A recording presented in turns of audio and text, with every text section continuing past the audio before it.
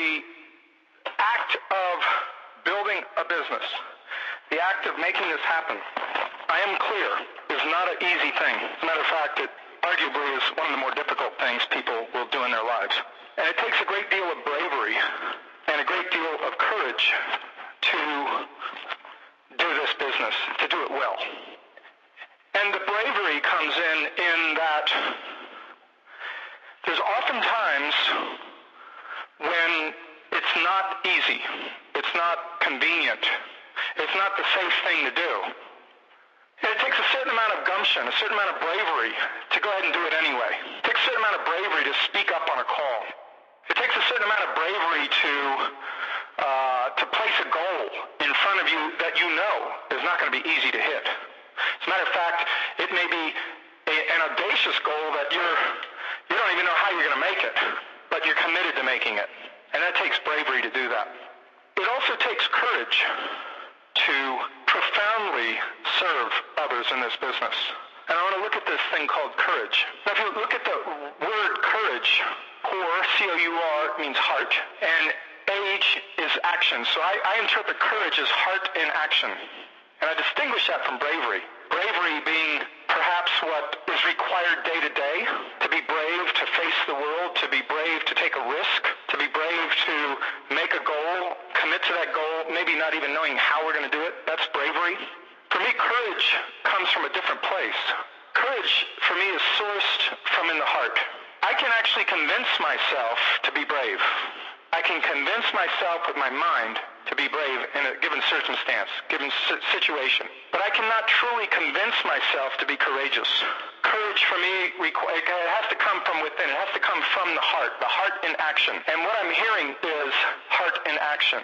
What I'm hearing is the courage to share ourselves fully with each other.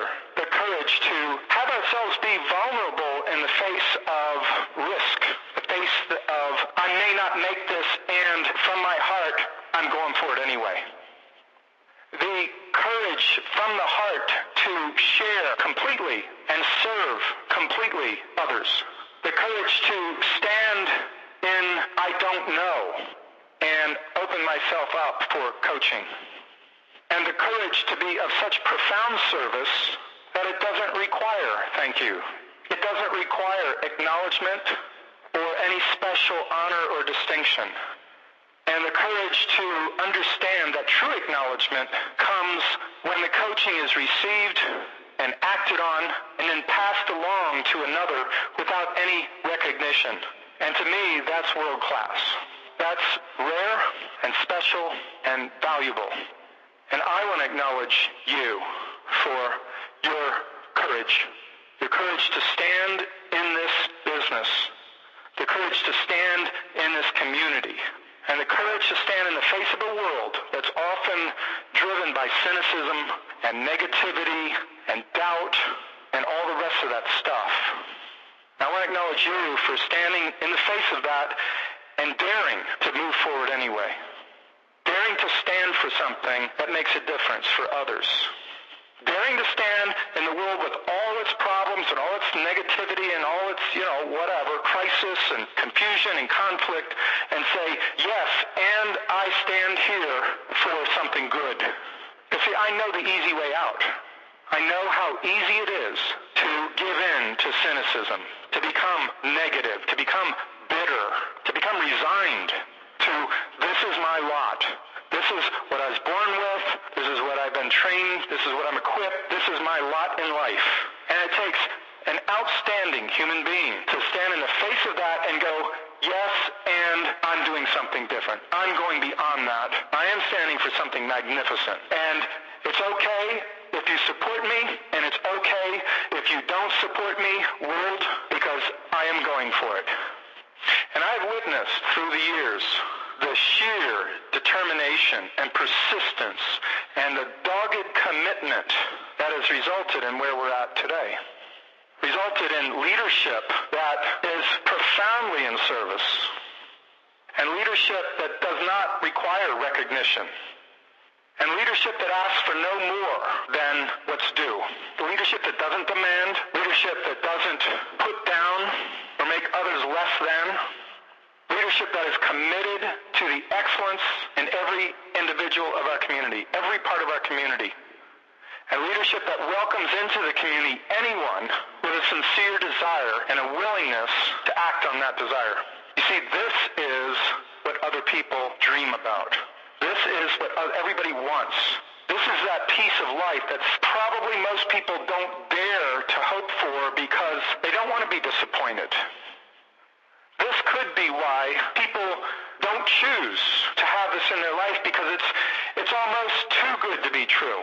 It's almost unbelievable that this could exist and I could be part of it. And I don't want to be hurt again by trusting and being disappointed or abused or taken advantage of. And yet you have stood in the face of that and created this community. So that is worthy of acknowledgement, and it is worthy of being shouted from the rooftops as a beacon to others, as a source of inspiration, a source of value in the human condition, as an example of our ability to transcend the given, the circumstances of life. I want to acknowledge each of you as being that beacon. And I guarantee you, in your circle, in your family, in your friends, in your community, in your other relationships, that you are a beacon.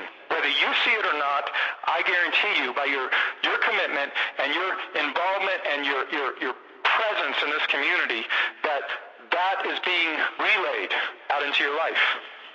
Maybe for some of us it's in small ways. It's keeping our word. It's being on time. It's doing what we say we're going to do. It's being willing to have a dream and to share that dream without embarrassment, without fear. It's being willing to contribute to others without expectation of return. It's being willing to accept others openly and embrace them with all their faults and all their strengths and their personalities and all that, and accept them for who they are. It's being able to see the people in your life and see who they really are, and to acknowledge that and to call that piece of them forth so they stand in their magnificence. And it's in having the tools and the expertise to be able to support them in their lives and having what they want. So I want to acknowledge this, and I invite you to wear this. You might be thinking, oh, well, you're not talking to me. I just got in this. You must be talking about one of the leaders, or you must be talking about somebody who shared. You must be talking about somebody else. And I'm going to invite you to drop that and wear this for yourself, because I know you would not be part. You could not be standing in this community. You could not be part of this community unless you have a piece of this. You're wearing a piece of this. However long you've been in, short you've been in, however big you're wearing it, or however little, there's a piece of you that deserves to be acknowledged for this. And I invite you to take this acknowledgement and, like a fire in the cold, to lay it as another stick on the fire, to take this acknowledgement and let it build your fire, let it build your brilliance, your compassion, your brilliance, that fire, and let it roar. Just let it roar, so that the people around you, the people that are cold and tired and jaded and disappointed, can come and stand near you and stand near your fire and be nourished and held and fed, so that whether they know it or not, whether they're part of this community or not, just somebody you meet and never see again, that they take a piece of this fire with them and they take it out into the world. And you know, one interesting thing about fire, most things in life, in this physical world, most things in this world, if you give somebody a piece or you take a piece away, the original thing becomes smaller. If you have a cake and you give somebody a piece of that cake, you have less cake. And that's true for most things in this life. If you give somebody time, you have less time. You give somebody money, you have less money. But this fire, this inner fire, this divine spark, the spirit of the universe that resides in you, that animates your body and your mind, this divine fire does not reduce when you give it away. When you stand and you're burning in your fire and someone gets next to you and they get warmed by that fire and they take that and they go off in their life, it does not reduce your fire. If anything, it increases the intensity of your fire. So I want you to accept this acknowledgement personally, individually, and take it in and lay it on your fire. Let it fuel your fire.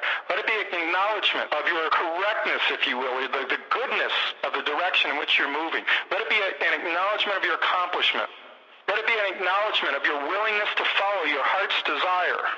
Let it be an acknowledgement of the wisdom of listening to yourself and understanding this is good and I'm committing to this. And let it be your legacy. Let it be your give back, your gift.